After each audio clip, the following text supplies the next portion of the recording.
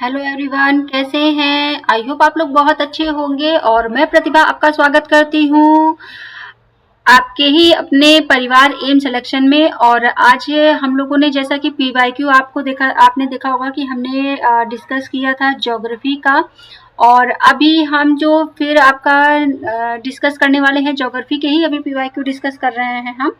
ठीक है। और नेक्स्ट वीडियो में मैं फिर आप लोगों को हर एक सब्जेक्ट का पीवाईक्यू लेकर आऊंगी, पेपर 1 भी लेकर आऊंगी। ठीक है, तो चलिए फटाफट हम लोग क्वेश्चन नंबर 15 तक कर लिए थे, फिर 16 से हम लोग स्टार्ट करेंगे। जनगणना 2011 के आंकड़ों के अनुसार निम्नलिखित में से किस राज्य या केंद्र शासित प्रदेश के समूह में 35% से अधिक शहरी आबादी दर्ज की गई है? तो ऑप्शन हम देख लेते हैं। ऑप्शन हमारा है आंध्र प्रदेश, केरल, छत्तीसगढ़, हरियाणा, फिर गुजरात, तमिलनाडु, केरल, पंजाब, त्रिपुरा, केरल, पंजाब, छत्तीसगढ़, सिक्किम, केरल, पंजाब, गोवा। तो यहाँ पर आंसर क्या हो जाएगा? आपका आंसर हो जाएगा आपका गुजरात, तमिलनाडु, केरल, पंजाब। ये आपका आंसर हो गया। ठीक है, अब हम बात कर लेते हैं यहाँ पर, वेट अ सेकेंड। हाँ, चलिए बात कर लेते हैं, थोड़ा सा ऊपर करेंगे बस। हाँ, कि आपका निम्नलिखित में से किस खाद्यान्न का संबंध जिप्सम से है? जिप्सम से है। ठीक है, निम्नलिखित में से किस खाद्यान्न का संबंध जिप्सम में से है? अब यहाँ देखते हैं, नागौर, लापसा बुरु, भदवाह, घाघीदीत, फिर क्या है? जसमर है। देखो, थोड़े अजीबो-गरीब इनके नाम होते हैं। ठीक है, ज्योग्राफी है तो थोड़ा क्रिटिकल तो होगी। चलिए देख लेते हैं इसका आंसर। ऑप्शन क्या है हमारे? 1, 2, 3, फिर ऑप्शन नंबर बी हो जाए 2, 3, 4, फिर सी 2, 3, 4, 5, या फिर डी 1, 3, 5। तो हमारा आंसर क्या हो जाएगा? 1, 3, 5 हो जाएगा। नागौर हो जाएगा। ठीक है, नागौर हो जाएगा, फिर भदवाह हो जाएगा, फिर उसके बाद क्या हो जाएगा? जसमर। क्या हो जाएगा? जसमर हो जाएगा। ठीक है, चलिए क्वेश्चन नंबर हम बात कर लेते हैं 18 की। ठीक है, 18 क्या कहता है हमारा? 18 कहता है कि इस विचार की वैधता स्थापित करने का श्रेय आमतौर पर किसे दिया जाता है कि एक हिमयुग था जिसके दौरान बर्फ की चादरों ने उत्तरी यूरोप के अधिकांश हिस्सों को ढक लिया था। यहाँ पर क्या ऑप्शन आपके क्या है? ज्यूकस, अगासीज, रामसे, डब्लू पेनक। ठीक है, तो आंसर क्या हो जाएगा? आंसर आपका बी हो जाएगा। क्या हो जाएगा? अगासीज। ठीक है, चलिए अब बात कर लेते हैं। यहाँ पर आपको क्वेश्चन दिख रहा है कि नहीं दिख रहा है? बात कर लेते हैं। चलो, क्वेश्चन आप लोगों को दिख रहा है। क्वेश्चन नंबर 19 देख लेते हैं। समुद्री जल के बारे में निम्नलिखित में से कौन सा कथन सही है? समुद्री जल के बारे में हमें यहाँ पे बात करना है। तो देख लेते हैं। नंबर 1 क्या कहता है? समुद्री जल का घनत्व तापमान, दबाव और लवणता पर निर्भर करता है। 2 क्या कहता है? पानी के अभिसरण का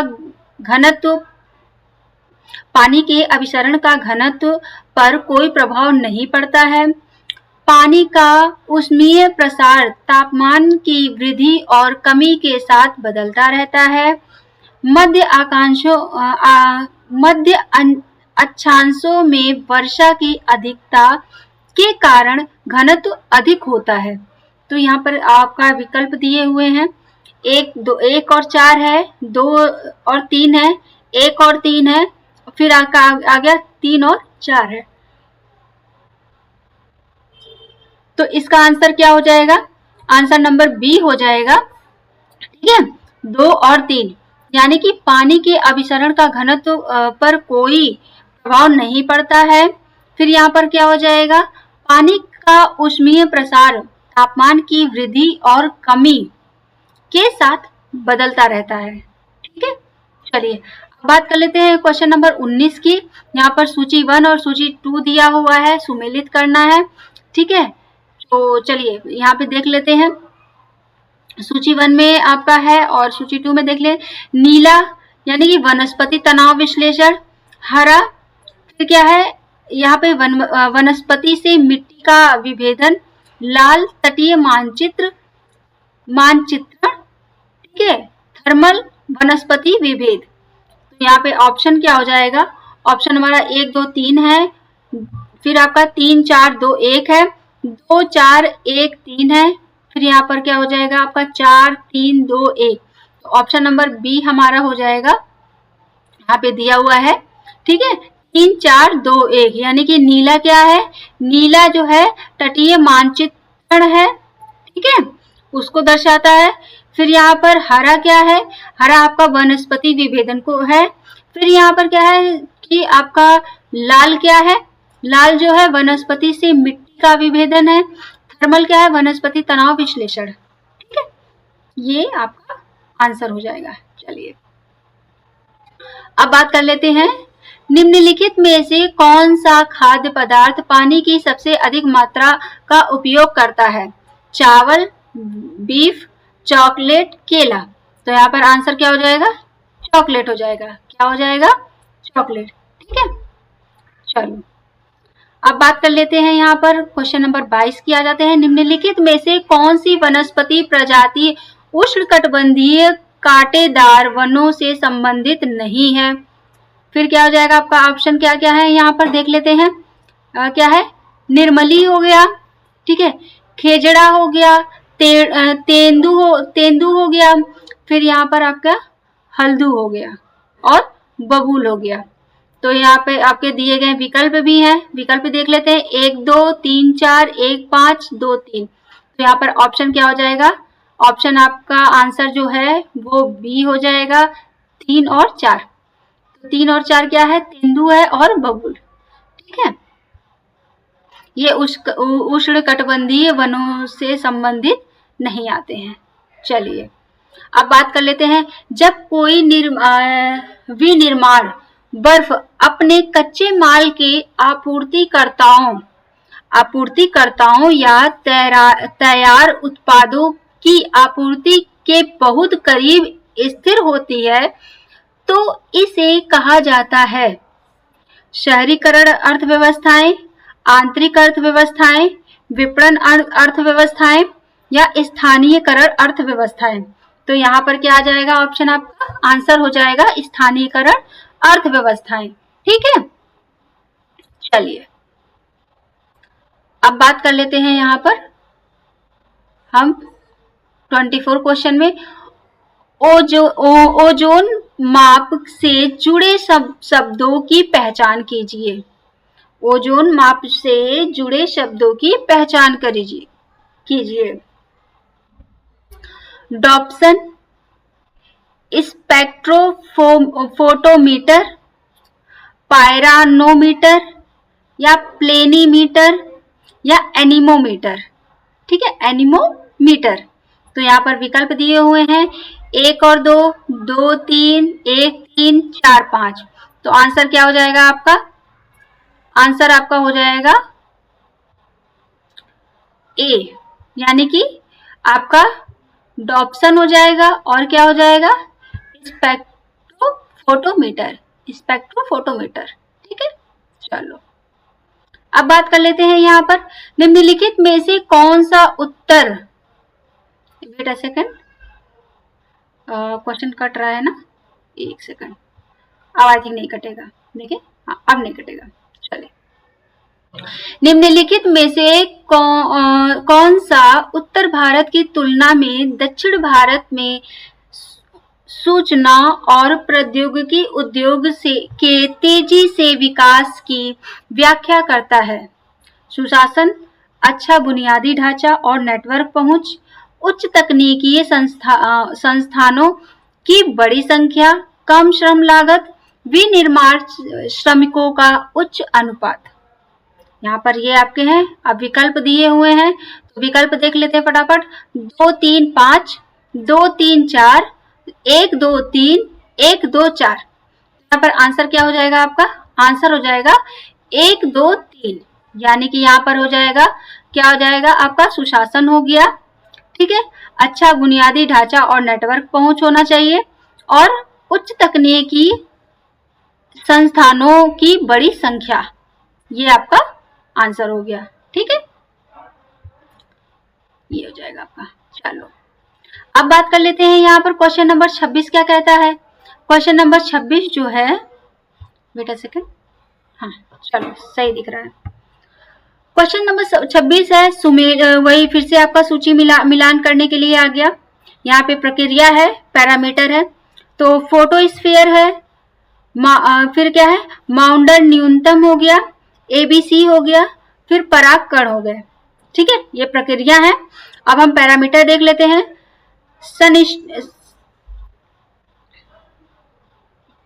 एक मिनट रुकिएगा जरा, सॉरी।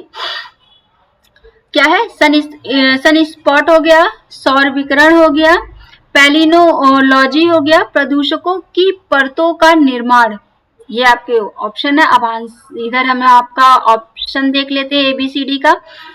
यहाँ पर है 2 3 1, 2 1 4 3, 2 4 1 3, 2 1 3 4, तो ऑप्शन आपका बी हो जाएगा।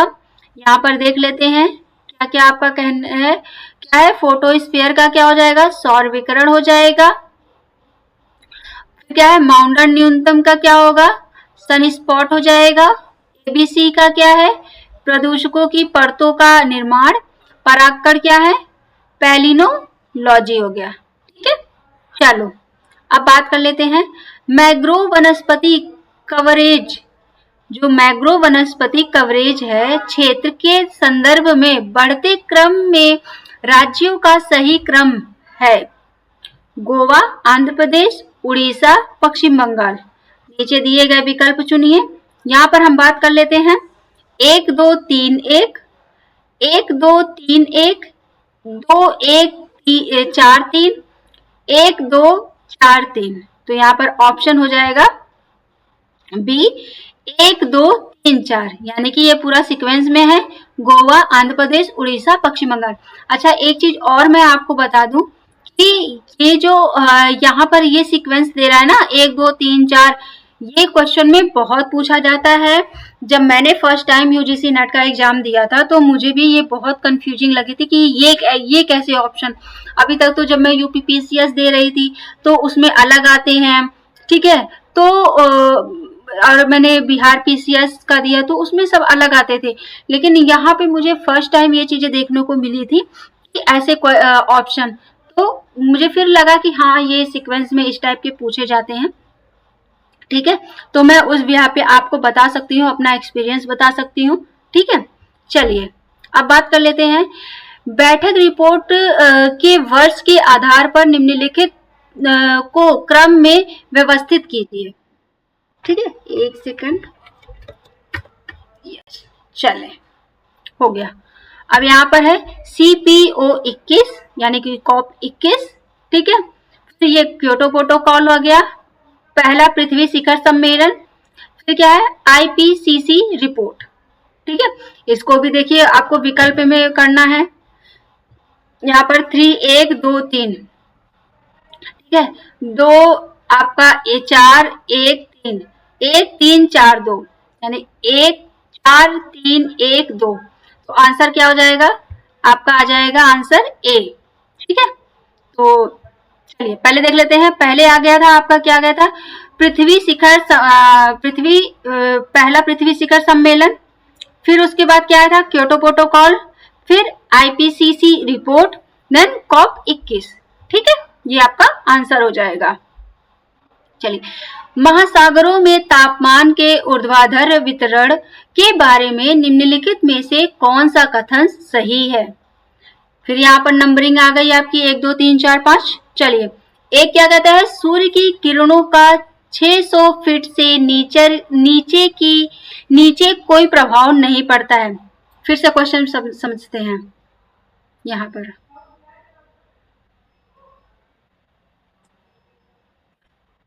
जो आपका क्वेश्चन है, सूर्य की किरणों का 600 फीट से नीचे कोई प्रभाव नहीं पड़ता है।